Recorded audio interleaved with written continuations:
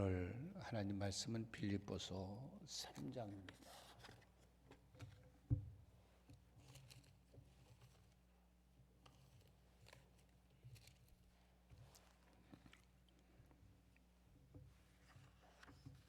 네, 18절과 19절 페이스로 321쪽입니다. 제가 봉독에 올리죠.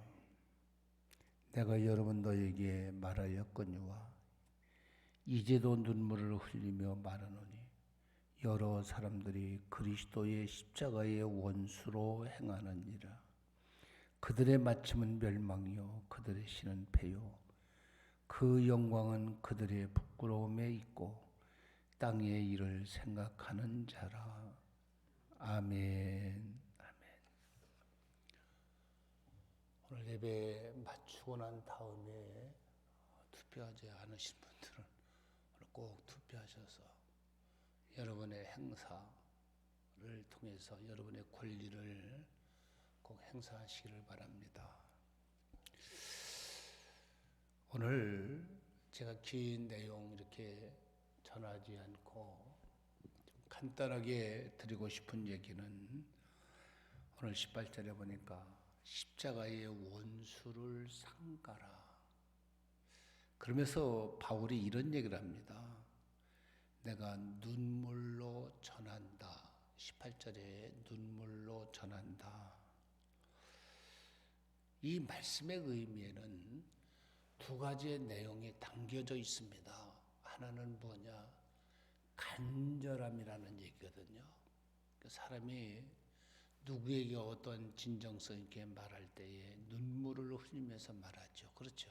그거는 아주 간절하게, 아주 간곡하게 얘기할 때에 눈물로 전하고 있다 하는 얘기고, 또 하나는 뭐냐?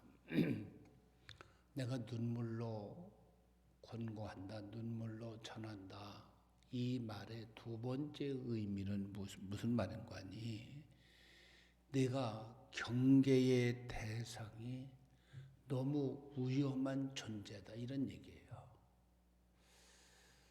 여러분 옛날에 우리 부모님들이 철모르는 자식들을 서울에 보낼 때에 그 헤어지는 장면을 여러분 한번 생각을 해보세요. 저놈이 잘 갈까?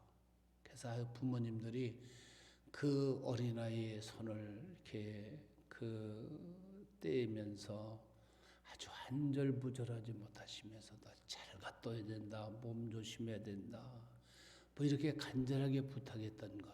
그게 왜 그런 거 아니? 대상이 너무 위험하다는 거거든요.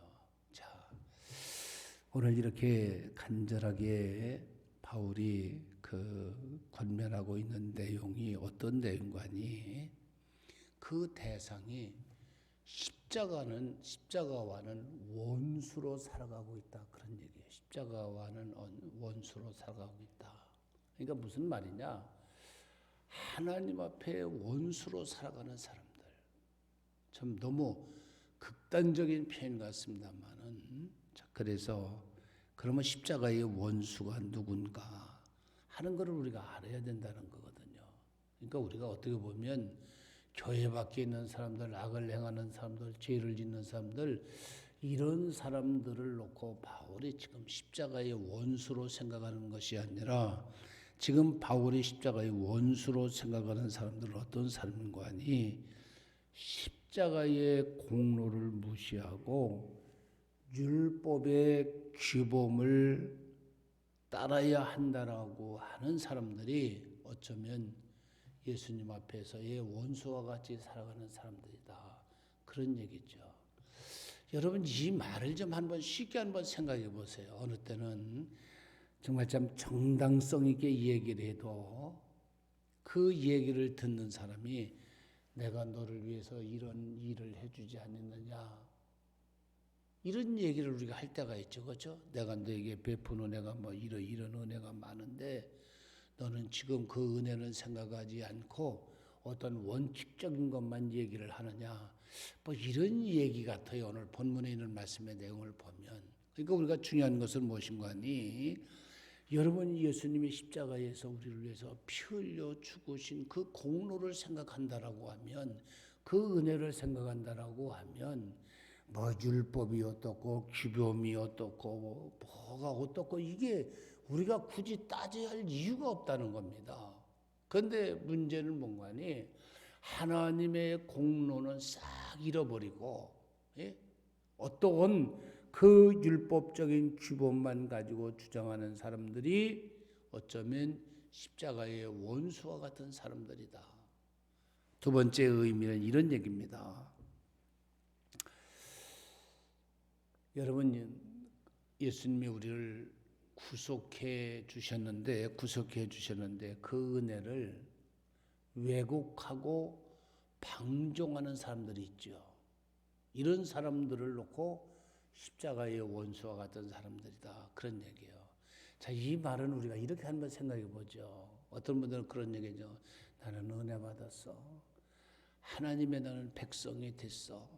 그러니까 내가 좀 그것을 그렇게 좀 부족하게 살아도 하나님이 다 이해하시고 하나님이 다 용서하시고 하나님이 함께 하실 거야.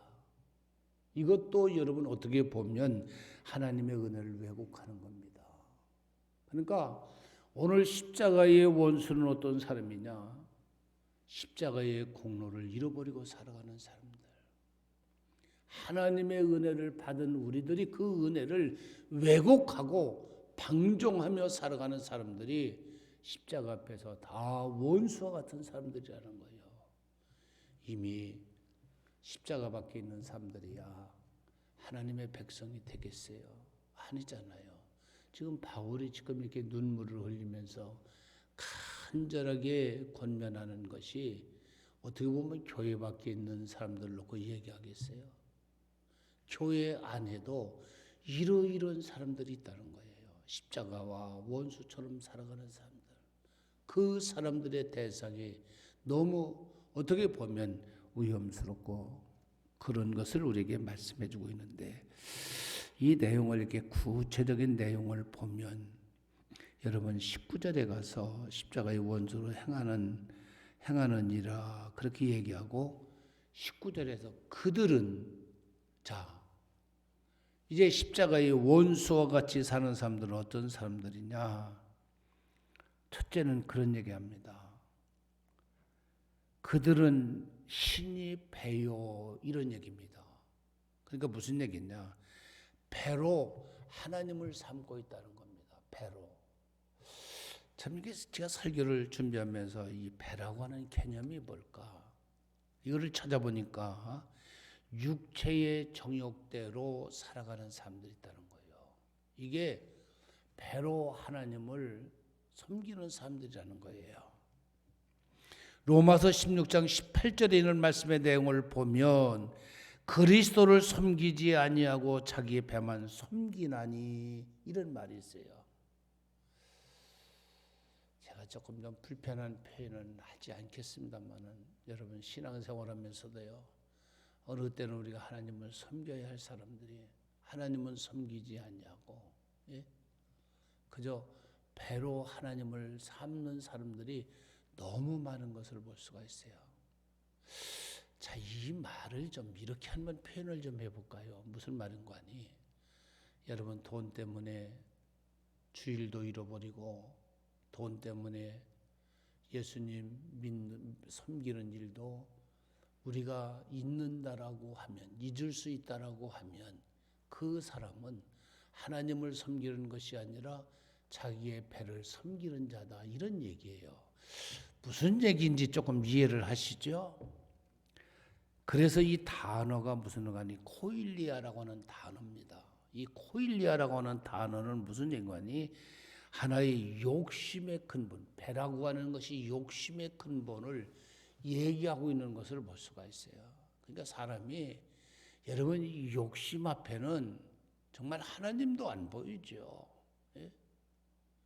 욕심 앞에는 우리가 어느 것도 우리가 바라볼 것이 없는 것을 우리가 볼 수가 있습니다. 그런데 욕심의 근본은 하나의 식욕과 그리고 정욕과 음욕과 물욕, 이것을 위주로 살면 그게 바로 하나님이 된다는 겁니다.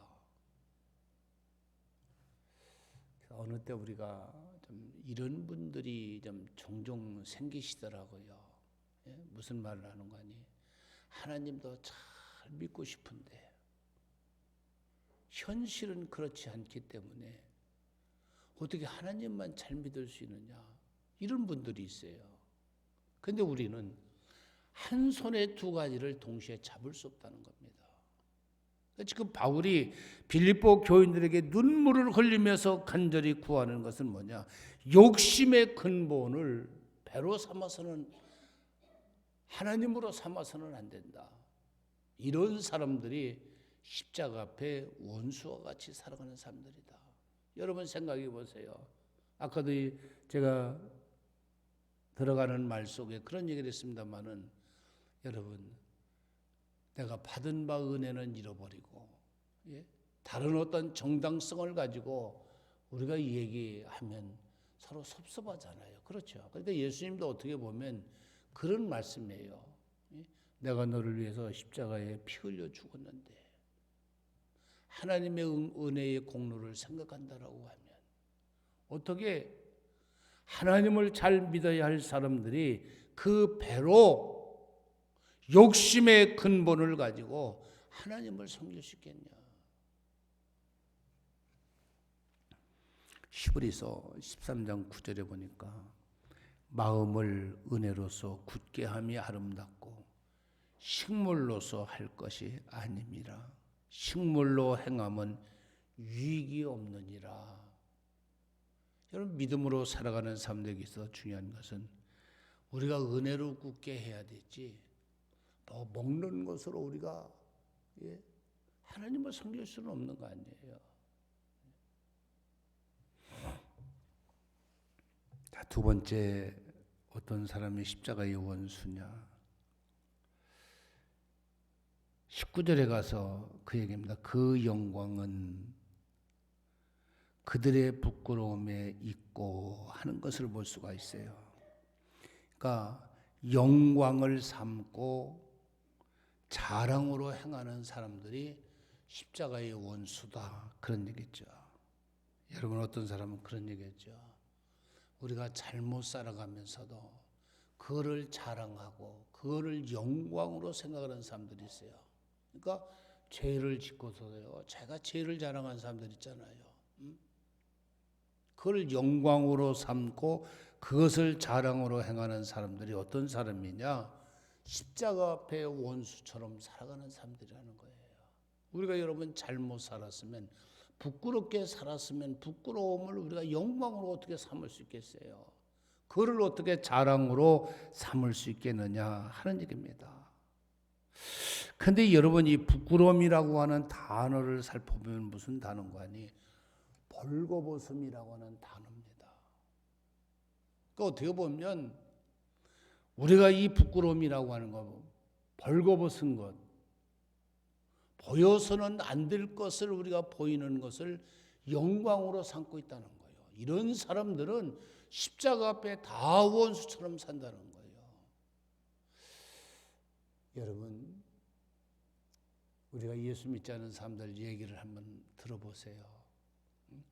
정말 선하게 살고 의롭게 살고 하나님의 말씀대로 사는 것을 자랑하는 것보다는 세상에서 다 잘못된 것, 내가 어제 저녁에 뭘 어떻게 했고, 내가 어제는 뭘 어떻게 했고, 뭐 이런 것만 다 자랑을 삼고, 그게 얼마나 부끄러운 거예요. 그렇죠.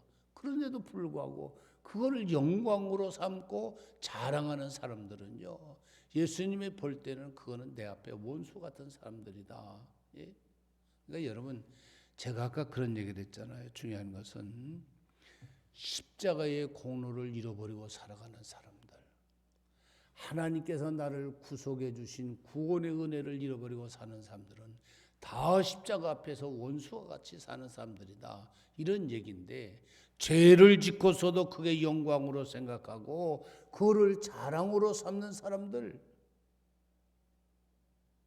그게 부끄러운 줄 알고 살아가야 할 텐데 그걸 부끄러움으로 생각하지 않고 영광으로 살아가는 사람들, 이게 다 하나님 앞에 잘못된 사람들이다, 그런 얘기겠죠.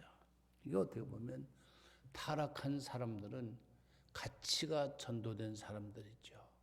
미워할 것을 사랑하고 사랑할 것은 미워하고, 이거 어떻게 보면 이게 가치가 상실되어 있는 사람들입니다. 가치를 잃어버린 사람들이죠. 내가 무엇을 사랑하고 무엇을 미워할 것인가, 이게 전후 사정이 정리되어 있지 않은 사람들이에요. 여러분, 이 성경을 보면서 마지막으로 하나 더 살펴볼 수 있는 것은 뭐냐, 19절에 가서 보니까 땅의 일을 생각하는 사람들을 놓고 십자가 앞에 원수와 같은 사람들이다. 참 제가 이 설교를 준비하면서요, 참 여러분, 우리가 흔히 그런 얘기 아니에요. 우리가 바른 세상에 머리는 하늘을 두고 살아가는 사람들인데 어떻게 우리가 세상을 멀리하고 우리가 땅의 일을 생각하지 않습니까?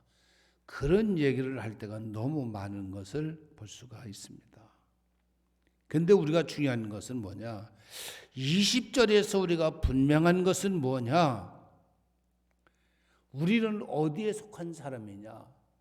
하늘의 시민권을 갖고 하늘에 속한 사람이라는 거예요. 이거를 가지고 살아야 된다는 겁니다.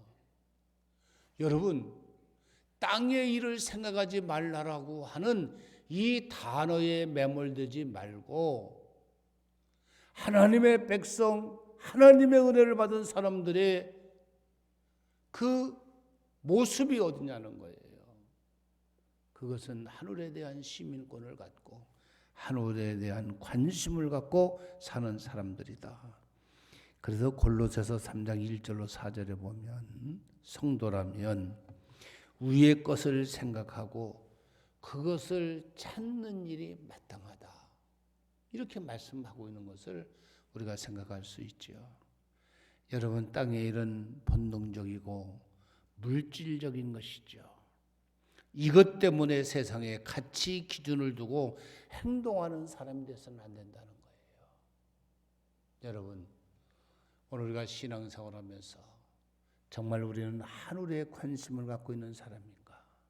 그렇지 않으면 땅의 것에 가치를 두고 살아가려고 몸부림을 치고 발버둥을 치는 사람인가? 예? 이것을 우리가 선별할 줄 아는 사람, 그것을 우리가 분별해서 우리가 하늘의 것을 바라보고 살아가는 사람들이 이 하나님의 은혜를 받은 백성들이고 주님이 나를 위해서 십자가에 피 흘려 우리를 구원해 주신 그분의 공로를 가지고 살아가는 사람들이라는 거예요. 그러니까 우리가 참 중요한 것은 뭐냐? 위에 두 가지의 사실, 십자가의 그 공로와 하나님의 구속의 은혜를 우리가 헤아리면서 우리가 세상에서 어떻게 살아가야 될 것인가 하는 것이 분명한 삶을 살지 못한다라고 하면, 아무리 우리가 십자가의 공로를 생각하고 하나님의 구속의 은혜를 우리가 헤아리며 산다 하더라도 그 사람들은 십자가의 원수와 같이 사는 사람들이다, 아주 극단적인 표현을 한 것을 볼 수가 있습니다. 그런데 이제 결론적인 얘기는 무슨 얘기냐? 그런데 결과에 대해서 바울은 이렇게 얘기를 합니다. 십자가의 원수처럼 살아가는 사람들이라는 것은 마지막에 있어서는 멸망이라는 거예요. 멸망. 여러분이 멸망이라고 하는 단어는 이런 단어입니다. 멸절의 동의어가 아니라는 거예요. 멸절과 같은 단어다. 그 존재 자체가 사라지는 것이 아니라는 겁니다. 어떻게 보면 마태복음 25장 46절에 가서 보면 영원한 형벌이 멸망이라는 거예요. 그러니까 여러분, 참 제가 이 설교를 준비하면서요, 여러분, 우린 그런 얘기 하잖아요. 예수, 그냥 우리가 신앙생활 하다가 잘못 살아서 멸망당하면 다 끝이지 이렇게 생각하죠. 여기에서 이 멸망이라고 하는 단어는 멸절된다. 그렇게 아직 모든 것이 끝나버린다고 보면 괜찮은데 마태복음 25장 46절에서 보면 영원한 형별의 길이라는 거예요. 그러니까 어떻게 보면 잘못 살면 그냥 잘못 산 것으로 끝이 나서 그로 끝나면 괜찮은데 하나님 나라에 가서 오늘 우리가 하나님 나라에 가서 영원한 형벌을 받을 수밖에 없다는 거예요. 그러니까 우리가 흔히 얘기하는 것은 뭐냐? 십자가의 원수된 사람은 정해진 그런 운명인데 그 운명이 뭐냐? 구원의 반대 개념이라는 거예요. 여러분 우리가 구원받아서 하나님 나라에 가서 하나님과 영원히 산다는 것을 우리가 믿죠. 그런데 멸망이라고는 단어는 믿지 않으려고 생각한다는 거예요. 여기에 우리의 신앙의 생활에 함정이 있다는 거예요. 예수 잘 믿으면 우리가 구원받는 것 우리는 너무 잘 알고 있어요. 그러나 내가 잘못 살았을 때 내가 멸망받는 것은 죽으면 끝이지 그렇게 생각하는데 죽음으로 끝나는 삶이 아니라는 겁니다. 그것이 우리에게 다가오는 것은 영원한 형벌로 구원의 반대 조건이 되는 그런 삶을 살아갈 수밖에 없다는 거예요. 그러니까 여러분 천천히 설교를 준비하면서요. 우리 신앙생활하면서 정신 차리지 않으면 마치 우리가 신앙의 생활에 현실과 육체를 위해서 살아가는 것처럼 생각해서는 안 된다는 겁니다. 십자가의 원수는 반드시 하나의 멸망으로 우리 인생의 모든 것을 끝나는 것을 우리가 볼 수가 있습니다. 그래서 신앙의 길은 두 가지의 길입니다. 사도행전 4장 12절에서 말하고 있는 구원의 길이냐, 그렇지 않으면 오늘 본문이 말하고 있는 십자가의 원수의 길은 당연히 멸망의 길인데 구원의 길이냐 멸망의 길이냐 우리는 어느 길을 선택하면서 살아가야 될 것인가 하는 것은 신앙을 생활하면서 늘 우리가 괴로워하고 고민해야 할 그런 영적인 문제라는 것을 저와 여러분이 함께 생각하면서 오늘 말씀을 드립니다. 기도하시죠. 살아계신 아버지, 우리는 교회를 출석하고 믿음을 갖고 신앙의 생활을 한다라고 얘기하지만은 어느 때는 우리의 육신의 그것들이 다 우리의 하나님처럼 섬겨갈 때가 얼마나 많은지 알 수 없습니다.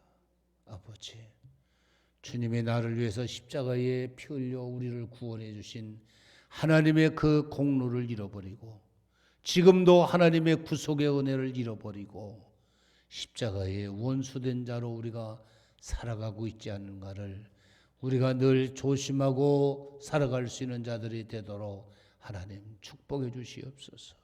세상의 것에 얽매이지 않게 하시고 그리고 잘못된 것을 부끄러워할 줄 알고 우리가 믿음 안에 살아가는 우리 모두가 다 되도록 하나님 축복하여 주시옵소서. 우리에게 구원의 길이 비춰지게 하시고 하나님 우리가 아버지 하나님 멸망의 길에서 우리가 영원히 멸망당하는 우리의 모습이 되지 아니할 수 있도록 하나님 늘 도우시고 함께하여 주실 줄을 믿고 예수님의 이름으로 축복하며 기도드리옵나이다. 아멘. 하늘에 계신 우리 아버지여, 이름의 거룩히 여김을 받으시오며 나라의 마옵시며 뜻이 안에서 이룬 것 같이 땅에서 이루어지이다. 오늘날 우리에게 일용할 양식을 주옵시고 우리가 우리에게 죄 지은 자를 사한 것 같이 우리 죄를 사하여 주옵시고 우리를 시험에 들지 말게 하옵시며 다만 악에서 구하옵소서. 나라와 권세와 영광이 아버지께 영원히 싸움나이다. 아멘. 아버지 하나님, 저희들 하나님 앞에 부족함 없이 살아가는 저희들 되도록 은혜를 베풀어 주시옵소서.